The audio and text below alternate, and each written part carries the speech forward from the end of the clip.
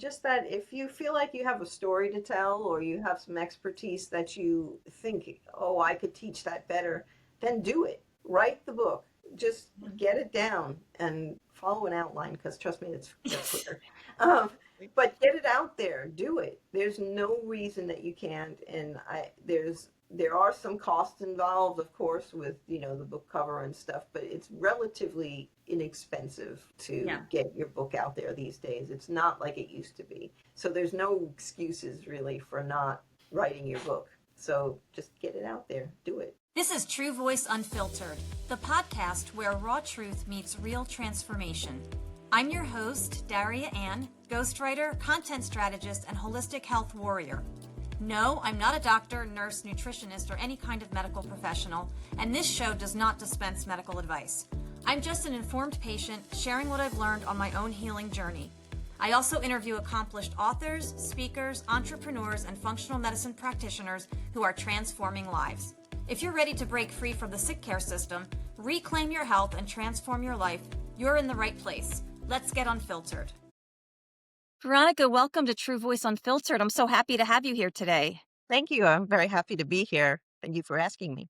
My goodness, you are so accomplished, Veronica. I have so many things I want to ask you today that I don't even know where to start, but I actually will start with self-publishing because back in 2008, I published my first book on Amazon. I wasn't thinking like a marketer back then. Yes. And it was basically a fictional book that was loosely based on real life. So I took some real life events and sort of extrapolated it in fiction. And it was really more cathartic for me than anything else. And as I said, I wasn't thinking like a marketer back then. But one thing that came up often, and I don't know if it's still true today, I think the stigma has kind of gone away, but a lot of people in general kind of looked upon self-publishing as, well, you're just self-publishing as a vanity project because you can't get a contract with a traditional publisher. Right. I think things have changed, but I wanted to get your take on that. And why people should self-publish in this day and age.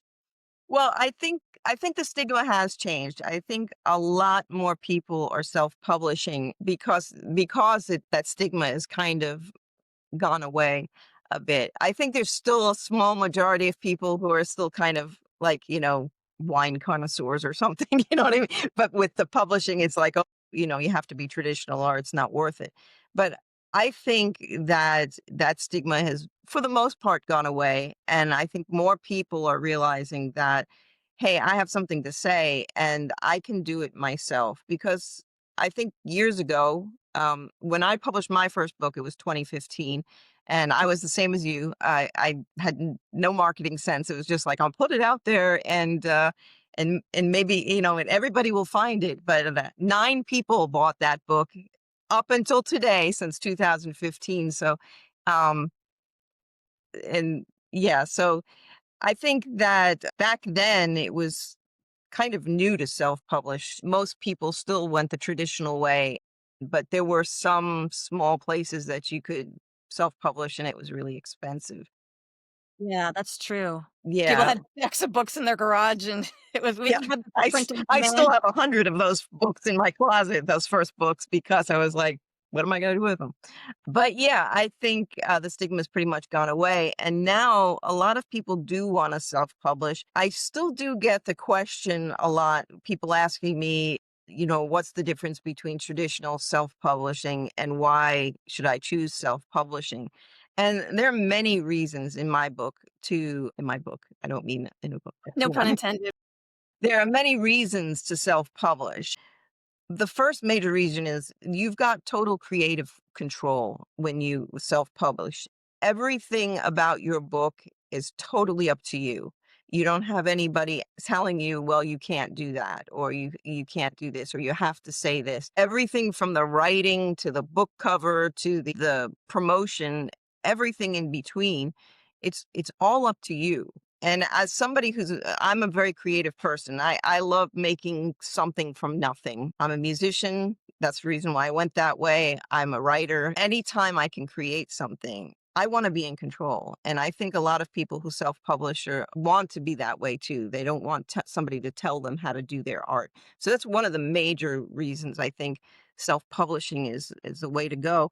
Another reason is the speed. When you go with a traditional publisher or even a hybrid publisher, you're on their timeline. They will publish it when they think it's ready or when they get to it. Whereas I could literally finish writing a book today, right now, and in about 15 minutes have it published. I mean, it might take about a day for it to show up on Amazon, but I can publish it right now.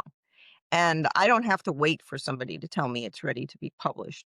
So you have a lot of control with that, getting your thoughts and your ideas and your stories out there immediately. The other thing is that you get higher royalty rates. When you go with a traditional publisher, you might get like 5 to 15% in royalties and they keep the rest. When you self-publish, it's anywhere between 60 and 70% of the royalties is yours.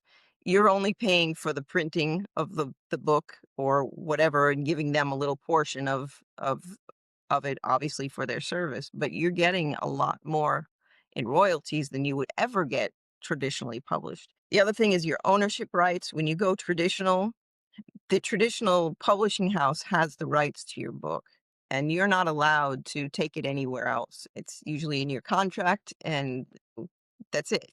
And great, you've got a traditional publisher, but when you go self-publishing, all your owner's rights are your own, and you have the right to do whatever you want with them. If Hollywood comes knocking at your door because they want to make a movie, you have that opportunity to say yes. With a traditional publisher, you have to go through them and whether they want to do that. And I'm sure they get a major cut if that happens too. So Absolutely. other thing is that for people who like when you traditionally publish, the traditional publishers have an idea of what things you can write about. So if you're a little, you know, unconventional or you have a thought Right. or yeah, if you have a thought or something that you want to run with, the traditional publisher probably won't take you because they have an idea of what people want or what's acceptable. Sure. But They're when like you the publish gatekeepers. exactly. And when you publish yourself, they you can get all your ideas out there without the filter of somebody saying yes or no. So there's plenty of reasons why I think self-publishing is the best way to go. To me, there was no contest when I was ready to publish. That was just I had no doubt that was the way I was going. Oh, I totally agree. I consider myself kind of a quiet rebel, and I wanna be able to write what I want. Just what you were saying, I'm nodding my head along to everything you said because it's almost like even if you are able to get a deal with a traditional publisher, which, my Mhm. gosh, I had an editing client one time, by the time she came to me, she had spent, like, 2 years trying to pitch her book to a traditional publisher, and she said, "You know what? I give up. I'm just gonna publish it myself." Yeah. And she was using it, she was a massage therapist and a yoga instructor, and it made perfect sense because the book was sort of an extension of her brand, Yeah. and it was a way to support her business, which is what you and I do now, Mm. working with authors. Yes, absolutely. But the flip side of that, though, is that you have to be judicious in how you put your book together. Yes. Cannot take any shortcuts when it comes to the cover design, for example, and you're so Exactly. creative, so you can really cover design, formatting, which, That's Veronica big. just not even a side note, but I have to pitch this right now that Veronica's a fabulous formatter. She's already formatted 2 of my books, and I really my hat is off to you because that doesn't work with my brain at all. I don't know why. I just can't. It just doesn't seem to work. But, since we're talking about that, talk a little bit about formatting, first of all, what it is. I'm embarrassed to say I didn't even know what it was back in 2008 when I published my book. I didn't either. I really had no idea back then. I was just like, "Okay." And I wrote it in Word. Well, I mean, I still write in Word, but I uploaded it in Word, and it's amazing that it actually worked. Wow. But it didn't work the first time, I'll tell you. I think I took, like, 3 tries to get it, like, semi okay. But, yeah, formatting is first of all, formatting, when we talk about formatting, it's the manuscript itself. Depending on what size book you want it to be, there's, like, several sizes that you can choose that you want your book. You have to know what size you want, and then knowing that, you have the formatting on the inside of the book needs to be exactly right to the standards of Amazon or Ingram Sparks or, whoever you're publishing with. Because if you don't get the margins right or the size of the font or anything, it can really make the book look bad on the light side. On the other side, it could get denied. It can get kicked back to you and they won't publish it on Amazon or those self-publishing sites. So you have to be very meticulous about how the document itself is formatted in order to upload it correctly. Otherwise, on the lighter side, it won't look right. It will look like you just threw it together, and that's not very professional. On the bad side is that you won't get published. It will keep kicking back and saying, "No, you can't do this." So it's a major, major thing that you need to get correct in order to self-publish, and a lot of people don't realize that that is one of the things that can make or break your book for real. Yeah, absolutely. And I for one am glad that Amazon and other publishing platforms have those high standards Yes. because, as I said, that's the flip side of going out on your own. I mean, it's wonderful to be able to do that. Mhm. And you also want to make sure that you are doing all the things that a traditional publisher would do in terms of the Yes, production of the book exactly. itself. It's 'Cause so you wanna important. as closely as possible, you want your book to look as professional as possible so people can't really distinguish between whether it's traditionally published or it's self-published. If people can tell that difference, then it's not good for your book or your reputation. Yeah, exactly. So you do have to make the investment on that side of things and not just the writing, which I do want to talk about, but also the editing and the cover design. Let's talk about cover design next for a moment because again, just thinking back to 2008, I don't see it so much anymore, but it used to be so obvious. Like when you saw a book on Amazon to look at a cover and be like, "Oh my god, they just selected some template Yeah. and ran with it." And that expression, don't judge a book by its cover. I think that applies to everything in life except for books because people Yes. do judge books by their covers. It's funny that you said that because 'cause I'm currently working on 2 new books, and one of them is about self-publishing, and I just wrote that chapter last night about and I mentioned that exact Amazing. same, they say don't choose don't judge a book by its cover, but you really do when it comes to publishing. Yeah, the book cover is you gotta realize that the book cover is the first thing that your potential reader is going to see. And whether we like to admit it or not, we do choose books by their cover. Heck, I choose wines by the labels because, it looks pretty or it looks professional or something. And we do the same thing with books. I have, when I look on Amazon, if I'm looking for a book, I am more likely to, go with a book cover that looks really professionally done. Because that not only jumps out at me, but it also tells me the standards of the author. And Exactly. if their standards are so high that that book cover is so professional, then that tells me that they care and that probably the content of the book is going to be outstanding as well. So think of it as your business card. It's the first thing people see. And then they judge whether that book is worthy of them to press that buy now button. So it is really important. And then we have editing, also very important. Yes. And it's so true. I spent 6.5 years as a content manager for a digital marketing agency. And I've learned this, and even before that, I learned this that sometimes your brain, like you'll see something that's supposed to be there in the writing, but it's not there, and vice versa. You'll miss things because you get too close to the subject matter.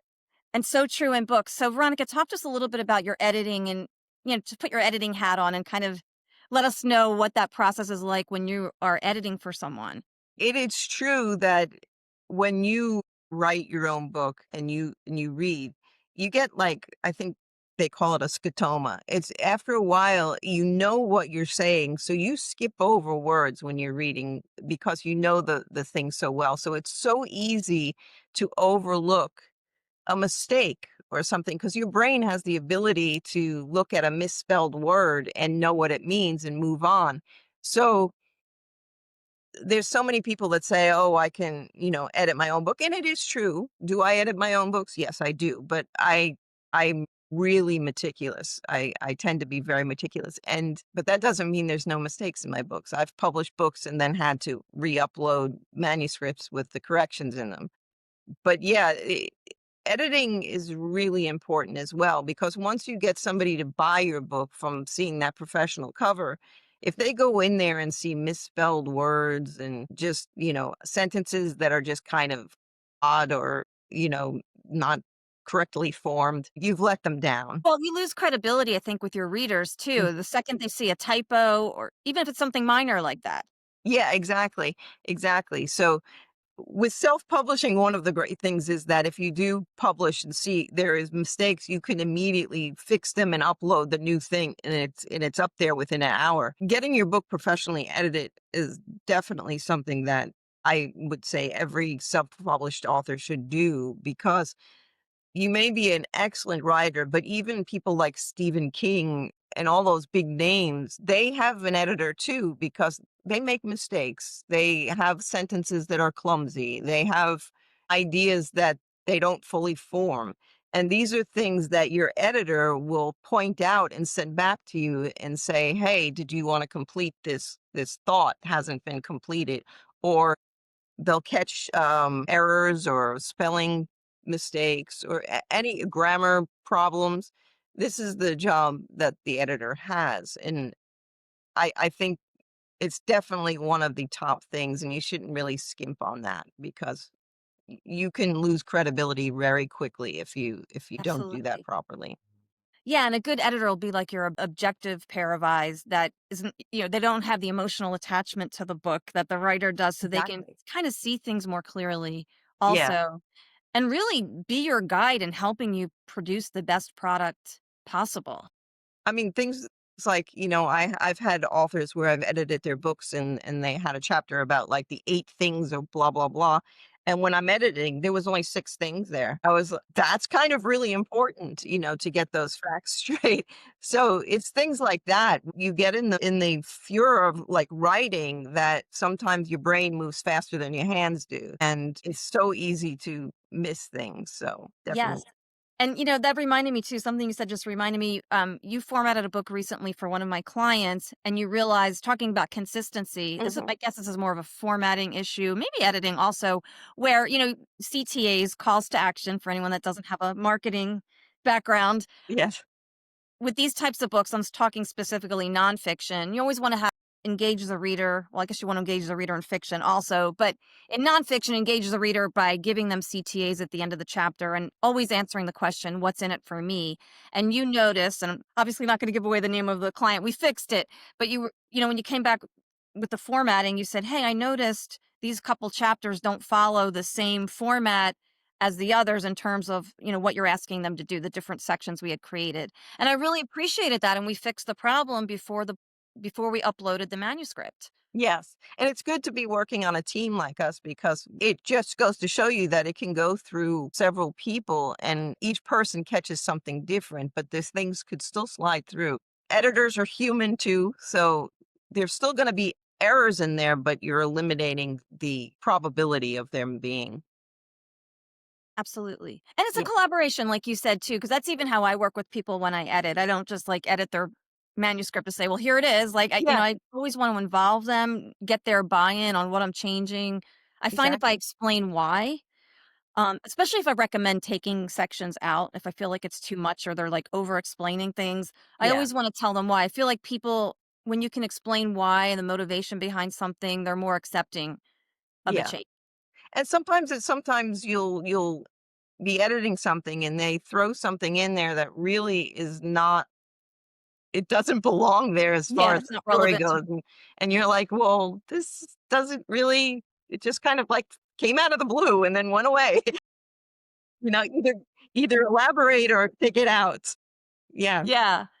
Exactly. But I really enjoy this process. It's a lot more fun than when I was, just a content manager in this constant grind of blogs and press releases. And I know you have that background as well, Yes, I Veronica. did. Yeah, I used to be a social media manager and content manager at a digital agency, and I did all the social media and writing the blogs and the stuff, and after a while, it gets to be a grind when you're doing that type of thing, but this is a lot more fun because you get to see more ideas and different subject matters. It keeps it interesting for sure. It's much more of a collaboration, at least from my experience. But one thing that applies to whether you're writing blogs or books is teaching generously, authority marketing, which is Mhm. setting yourself up as the guide, to use Donald Miller's terminology, building a story brand, one of my favorite. Well, I was introduced to him through my previous work as a content manager. And I loved his whole concept about your client is the hero of the story. You are the wise guide that they need to help them solve their problem. That's basically the concept. Exactly. And in order to do that, let's just take blogs for an example. You have to set up, in this case, a lot of our clients were professionals, doctors, lawyers. We had to set them up as the authority. So therefore we had to write with authority about whatever particular topic we were Yes. writing about. Let's just say making a will. And so you want that reader to land on that SEO optimized blog. And we're not going to get into that. That's a whole other story. Yeah, But that's totally different. but basically it means you want to end up on page, you put a strategy there with SEO so that that blog shows up on page 1 of Google, hopefully in any of the search engine results page features, which our blogs always did. But the point is, when that person lands on the blog, you want to share enough information that gives them that credibility we just talked about when it comes Exactly. to producing a quality book, setting yourself up as that authority and making them realize, wow, I can't solve this problem. Like, you give them just enough information to realize that are the authority, and Mhm. two, wow, I'm like overwhelmed with all this information. I need to hire this person. But often clients would come to me after reviewing a blog and say, you gave away too much. And I'd have to do research and show them that their competitors were putting blogs out there with the same content. And Exactly. wouldn't you rather we did that with our proven strategy that gets you on page 1 of Google so that people actually land on your page? And we convert, I mean, our clients converted a lot of clients because of Yeah. blogs. Yeah.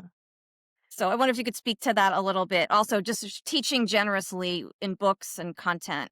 Yeah, I mean, as far as, establishing yourself as the expert, the fact is that there are probably thousands of people speaking on the same subject as you are. And if you don't establish yourself as the expert, there are people out there that are establishing themselves as the expert who know less than you do. When you are an expert in your field, you need to let people know that. And you do that by giving them content that is quality content and more content than they expect to get for free. And people think, oh, well, you're giving away all the good stuff for free, but there's so much content. There's so much knowledge that you have. It's impossible to give it all away for free. By doing that, by giving them quality content, I think as Tony Robbins always used to say, under promise, but over deliver. And that's really what you need to do when you're establishing yourself as an expert. You need to under promise, but over deliver what you're giving them. Give them more than they think they should get for free. Because then when you down the line have something that that you're selling, or like a course or something, they'll know, geez, if they gave all this quality content away for free, what's in that course? I need that course, or I Yes. need that book. And that's why it's really important to establish yourself as an expert, because if you don't do it, somebody else is going to step right in your place and take your clients that would have been yours. I mean, in the history of the world, everything that's probably out there is out there. So Exactly. I mean, you might as well be the one to give that content to people and to become the expert in that field. There's no Yeah. reason why you shouldn't.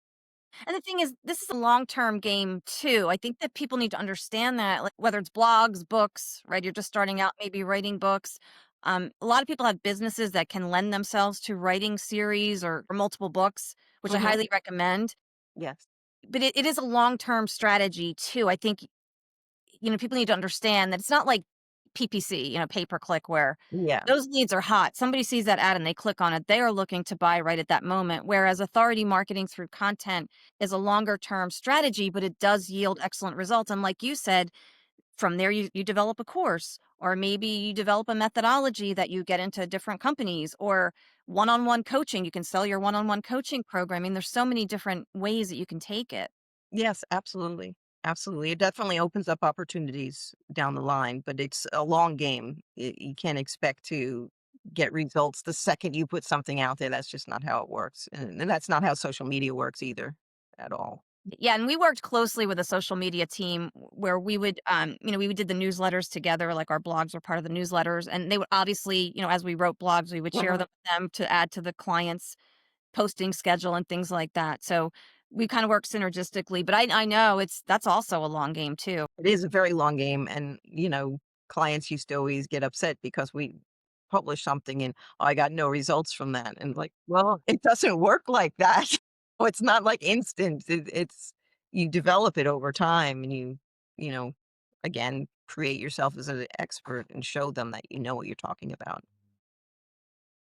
Veronica, why do you feel so passionate about helping people get ideas out of their head into a book and into the independent publishing marketplace? I cannot tell you how many people, when they find out that I write and that I'm an author, how many people always say to me, the number one thing is, "I'd like to write a book someday," or, "I know I've got a story in me, but I don't know how to get it out."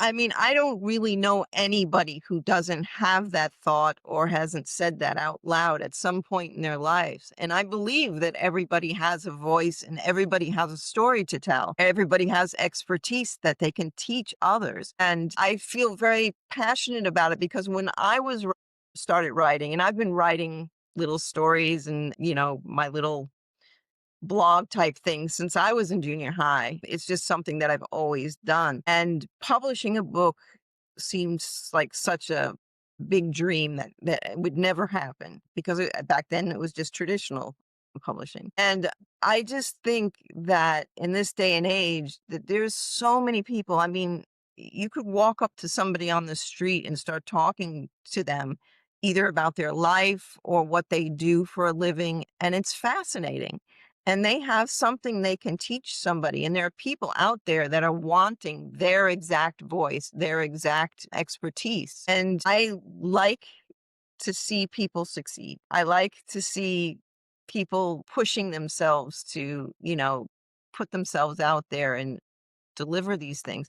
And I really would love to turn people from saying, "I'd like to write a book someday," to "I'm writing a book and it'll be out next month." Or I love seeing that. And I love seeing them be successful. And I like to show them that it's not that hard anymore. If you write a quality book, it's not hard to publish it and to get it out there because there are people out there that are waiting for you to deliver your content, waiting for you to give them your expertise. And there's no reason to not do it anymore. All the tools you need are out there. And so I'd like to be that person that helps people get the thoughts out of their head and into their readers' hands. That's awesome. I think one of the things you can do as sort of that person getting back to the editor thing or the ghostwriter is be that objective sounding board and Mhm. really helping them organize their thoughts. I find most clients I work with, they have a great story. They don't know how to organize it. They don't know where to start. And the outline is so important. I listened to your Oh my God. episode Yes. from writer to author, the podcast. Fabulous podcast. I'm going to put all of that in the show description so that people can find it. But it really hit a note with me when you were talking about the outline, and it's so important, like that Mhm. structure. I find that that's the thing that the biggest obstacle for most people. Yeah. I think most people think, well, I'm going to write this book and let me sit down in front of a blank page and just start letting it flow out. And the problem with that is that may work for a few minutes or a couple of days, but you will always get to a point where you stop and you're like, I don't know where to go from now because your ideas aren't organized or compartmentalized. If I didn't write an outline, I would have that same problem. I mean, my first book, that's how I wrote my first book. I didn't have an outline. I just sat down and said, well, I'm just going to write it all and it'll all come out. And that book took me 2 years to write because of that. After that, I realized the importance of doing an outline, just a brain dump and then organizing it into an outline that makes sense. Once you know what you're talking about and when, each chapter is about and some key points you want to hit on there, it's so much easier to get that book out. I went from writing my first book in 15, it took me 2 years to write that first book. And now I write books within 30 to 60 days. So I can pump out a Amazing. book. And I've got so many ideas for books right now that that I want to write that I think I'm good for the next couple of years. But yeah, now Most books take me about 30 days to write. I'm 60 if life gets in the way, which currently with holidays and stuff. Yeah, of course. But and right now I'm working on 2 books at the same time. They're vastly different, so it's easy for me to do that. But yeah, I mean, the outline is the difference. It's a huge difference. Absolutely. And it may sound like an oxymoron, but we need structure because everyone thinks of writing, oh, it's so creative. And it can be. I'm not Can saying be, that, yeah. that even when you're writing nonfiction books, but you also need structure. And then once you have that structure, you can be as creative as you want when you're actually writing each chapter. Yeah. And a lot of people talk about, having writer's block, and my newest podcast that actually dropped this morning is about writer's block. And the biggest thing that I can tell you is that writer's block is not about not knowing what to write. It's just that you're not organized is one of the reasons that, and your brain just is like, "Give me a clue. Give me a clue where you wanna go, because there's so Yeah. many directions I can go, and I don't know what you want." So, when you talk about writer's block, it has nothing to do with your writing. It has everything to do with, there's like 7 points that I make in the podcast today, but one of them is that you're just not organized. You need to organize your thoughts so that your brain can take you where you want to go. You have to give it clues. Otherwise, that's what happens. You sit down and you stare at a blank page and you're like, oh, I've got writer's block. It's not really about your writing. One of the things I believe you said in that episode that I loved, I wrote it down. Perfectionism doesn't produce books, it produces paralysis. And that really jumped out at me, and I had to share that in this Yeah. episode here I mean, today. I have been called a perfectionist my whole life by every professor and teacher I've ever had. And it was actually Tony Robbins who who made me realize that it was perfectionism that was causing me a lot of problems, because I thought my whole life that being a perfectionist was a great thing. I mean, how can you say being perfect is bad? But the problem with that is there is no such thing as perfection. It's impossible to be perfect. No one is perfect. Nothing you do is perfect. It's a standard that's non-existent. So when you're trying to be perfect, you're just giving yourself an excuse not to actually do anything, because you start telling yourself, well, if it's not perfect, I might as well not do it. Or if it's not perfect, I can't put that book out there. Well, that was my problem for years. I wanted my book to be perfect. And so you keep rewriting and rewriting or scrapping the ideas, and you don't get anywhere because you're trying to reach something that is not reachable. You cannot reach perfection. Not on And planet Earth anyway, right? yeah, and it's something I remind myself every day, because I still have moments where I get upset because something is not perfect. And then I have to remind myself how Tony told me it's an impossible standard. Stop that. And there you go. But, speaking of Tony Robbins, I discovered him, gosh, back in the early '90s. My oldest brother, Mark, who I've had on this podcast, he signed up for Power Talk. I don't know if you remember those. I'm dating Oh, I myself. They know. were cassette Tony tapes. They would Robbins do is it my every month. thing. And I'm always grateful to my brother for that because that's how I learned about Wayne Dyer and all these wonderful people, and that really started that whole that personal and professional growth Mhm. process for me. But what was it like working for him? I'm just curious. Well, I worked for him as a freelancer. I started out as going to his seminars as a participant, and then that morphed into me being the volunteers at his seminars. And I did that for years, where I volunteered behind the scenes, doing all sorts of things during the seminars and stuff. And then I got the opportunity they were looking for a transcriptionist. I am a very fast typer, and they were looking for transcriptionists, not only to transcribe for his creative department for projects like interviews and stuff like that, but also to transcribe live at his seminars. And Tony, if you know anything about Tony, he talks very, very fast. Yes. And I mean, faster. I'm a New Yorker and I talk fast, but this man is like 3 times that speed, and he doesn't even do caffeine. So I don't know where that comes from, but they needed somebody to be a transcriptionist for them. So I applied and got the job. And I worked as a freelancer, which mean I was working from home most of the time. Although sometimes when I was a volunteer, they find out I was there and then they'd say, okay, we've got a job for you here. So I'd be working live. Um, if you want to work for Tony, it's very fast paced and you have to be ready for that. And it's pretty much go, go, go all the time.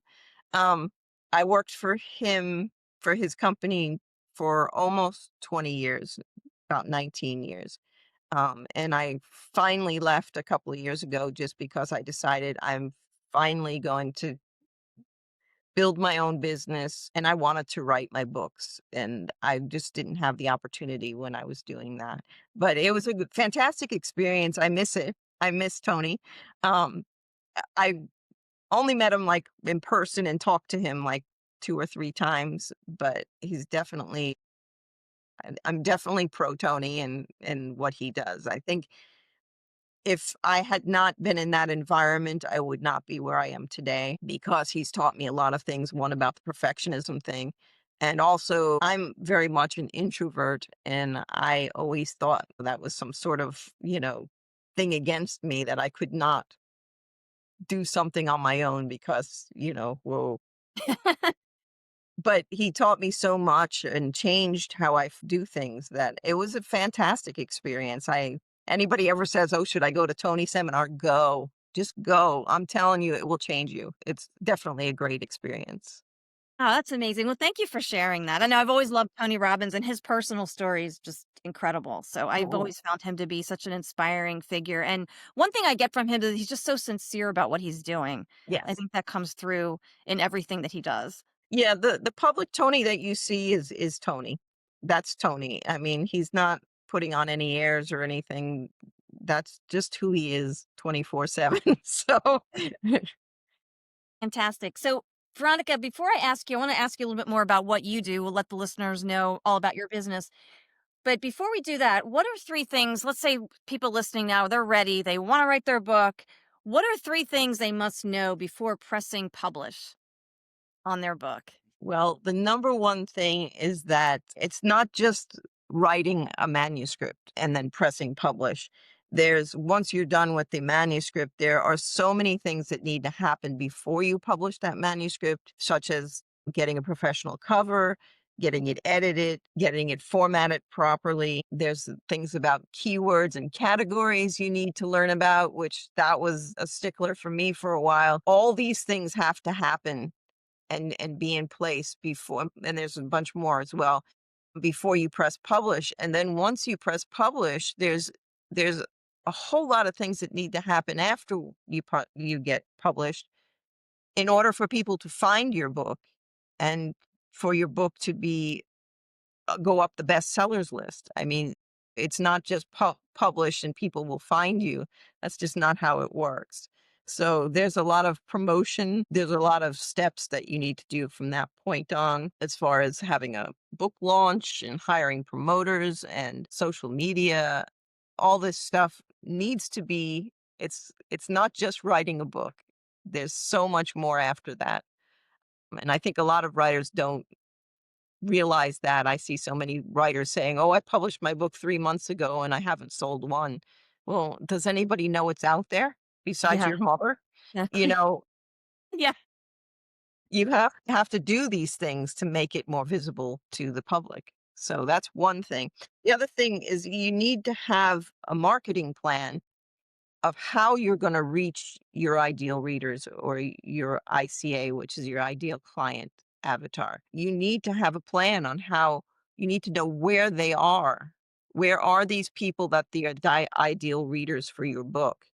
And you need to go there and be there too. So if your ideal reader is on Facebook, then you need to start publishing stuff on Facebook so that they know who you are and what your book is about.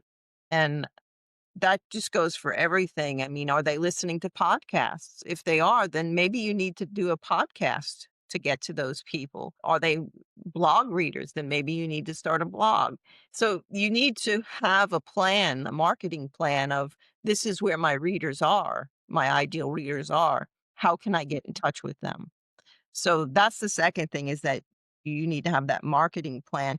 And then 3 is that you have to understand that self-publishing is a lonely little job.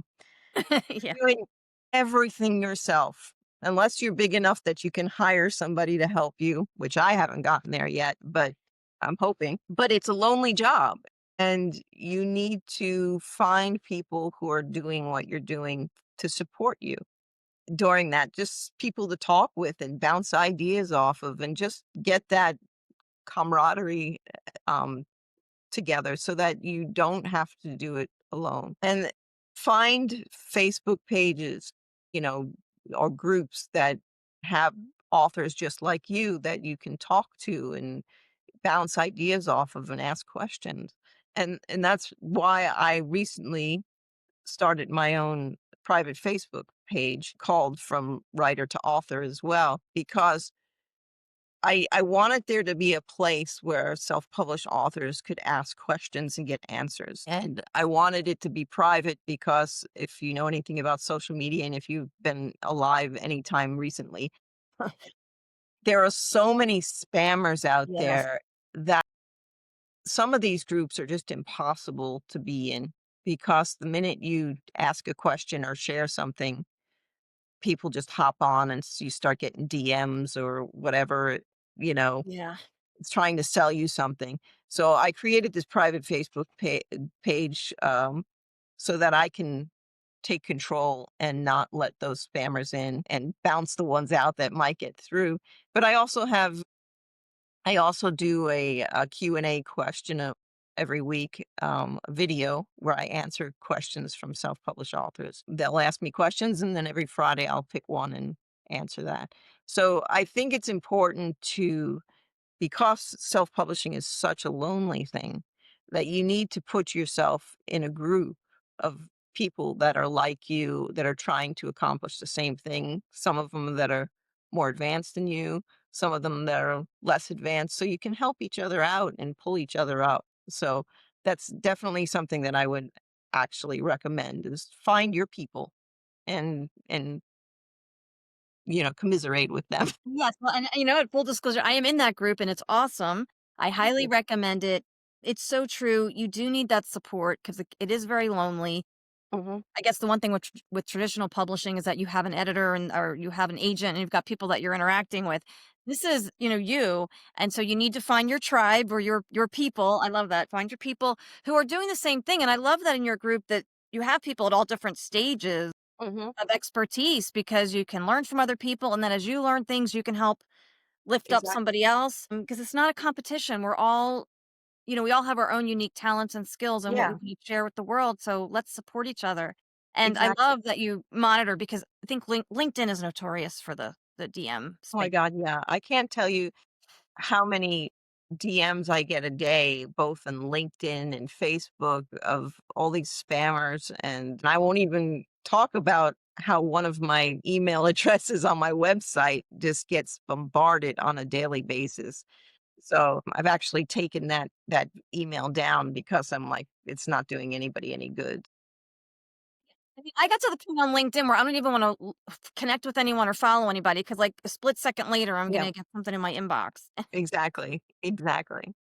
Thank you for putting that group together because it's wonderful. So, talk to us, Veronica, a little bit about some of the, all the services that you offer. Somebody out there listening wants to know more. Format books. I'm an editor, a book editor as well. I do offer, in addition to those 2 services, I do offer one-on-one coaching for authors that have written a manuscript and they don't know how to get it published, and I can walk them through via some, Zoom calls, get them through to the publishing stage. So that's what I have right now. I'm actually working on an online course, that I'm hoping to have ready in the new year. And that will be the same type of thing for a group of peoples, to walk them through from, okay, you've got a manuscript, now what? Um, so that will be coming up as well. But yeah, that's pretty much what I've got right now. And I'll be adding more stuff down the line. Yeah, and I just love that you and I get to work together with clients, and I know it really feels good when you work with somebody to know that when you refer them to, in this case, formatting, like the ability to just feel confident in knowing Mhm. that send them to you and the job is going to get done right. Absolutely. And, one thing too, I appreciate Veronica, like even with my book, I know we had to go back and forth a couple of times on little things like type 2 diabetes. Wait, should I capitalize the T or not? Or how is this done? And like, Yeah. I just appreciate your attention to detail with that. Yeah, absolutely. And it's always good to have, like you say, we've got a good team, the two of us, where one of us doesn't catch it, the other one generally does. So, and then there's always things like the type 2 diabetes thing. I mean, I've seen it both ways. Yeah. So it's just a matter of sometimes conferring with the author and deciding, okay, this is the way we're going to go and keep it consistent. So it's definitely Yeah. great. And when you were talking about, after you publish the book, like really the work is just beginning, like don't abandon it. I immediately thought of our colleague Michelle Culp, like who always says, like, don't abandon the baby. You wouldn't abandon your baby. Like, well, your book is your baby. And it's so true. Exactly.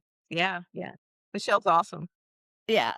She's phenomenal. And that's actually how I know you. So I really appreciate that. So, but yeah, I've learned a lot. And one thing, getting back to the keywords just briefly, coming from the digital marketing, space where I was writing blogs, mostly blogs, lead magnets, press releases, I'm used to like the keywords are so different for Amazon than they are for Google. So that's something I learned a lot about from Michelle and just the importance of even when you're putting your title together, your title and subtitle, incorporating those keywords so that they include terms that your ideal audience is searching for when they're searching for books Yeah. on the I think that was the key thing that I really learned from Michelle was that when you're looking for your keywords, think like your readers. How are they going to find you? What are they asking for when they're looking for your book or a book like yours? And it is much different than Google. I mean, when you did keywords for Google, and I think that's why it was that was something that tripped me up when I moved to writing books and finding keywords for Amazon, is that I was thinking the Google way from my social media days, and it's totally different. But yeah, so I think I was trying to do the Google way with Amazon, and it was tripping me up. But now that I know what to do, it's definitely important. So Veronica, tell us a little bit about some of your books. You've written so many. I love your retirement series. thank you. And I'm going to include all the links to everything in the show description so everyone Awesome. listening Thank can you. easily find them.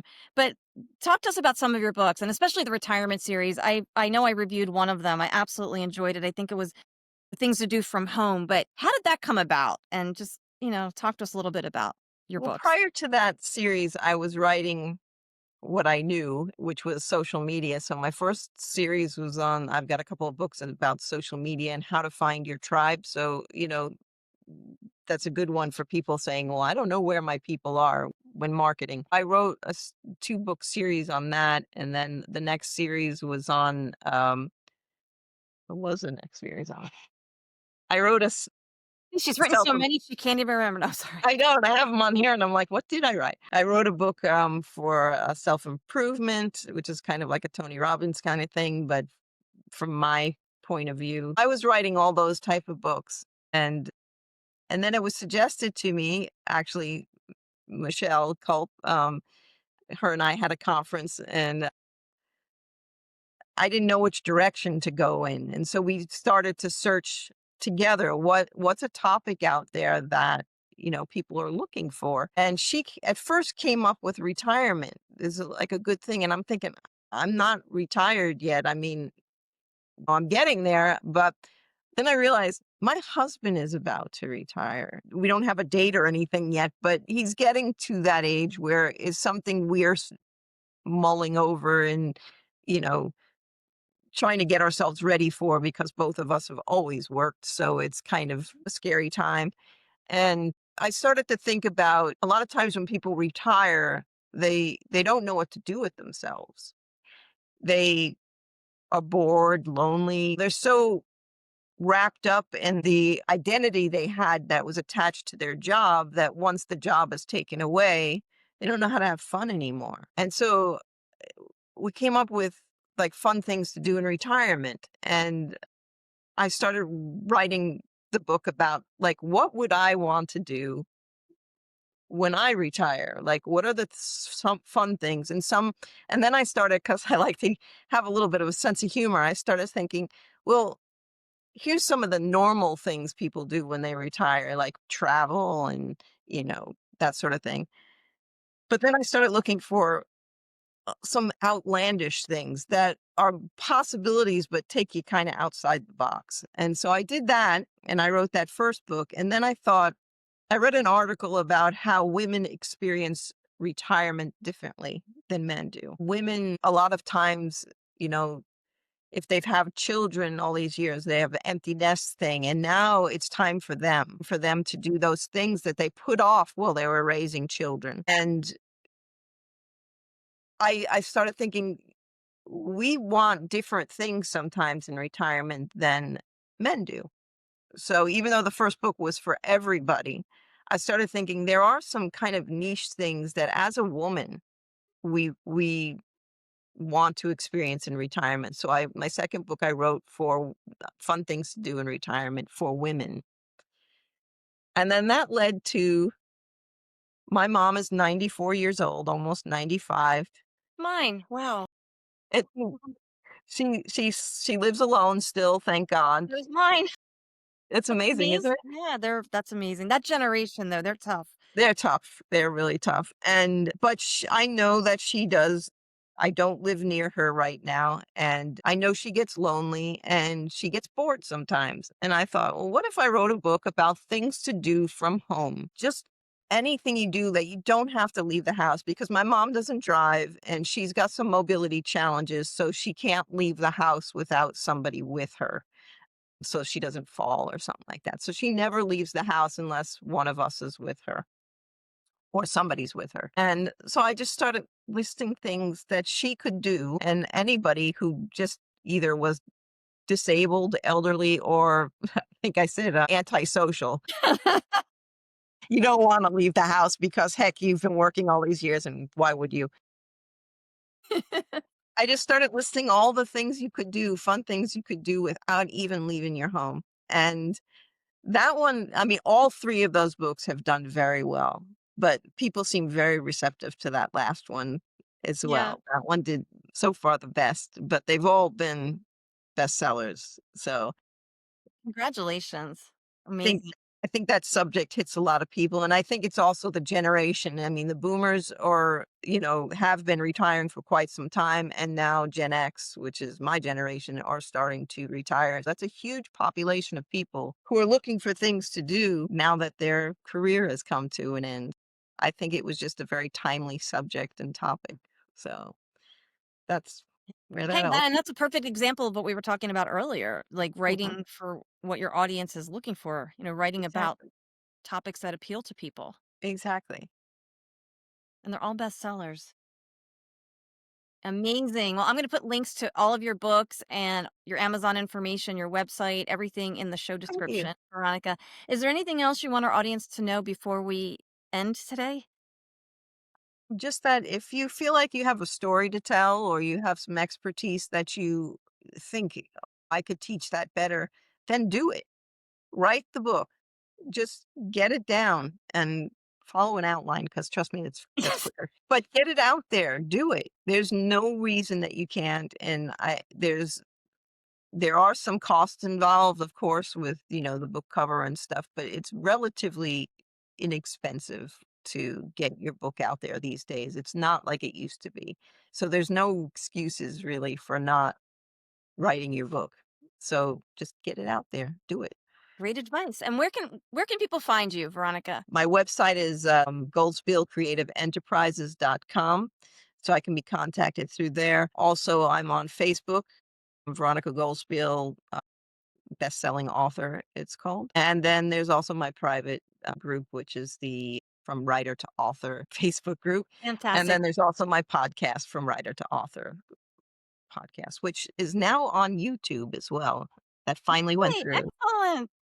Yes, see, finding your audience wherever they are. And it's so funny, like with YouTube, it depends on the time of day. Usually I'm listening to Apple podcasts, but Mhm. like if it's later in the day, then I tend to watch things on YouTube. So it's kind of when you were talking about like meeting people where they are, it's good that you're there too, because there are people that really enjoy the visual.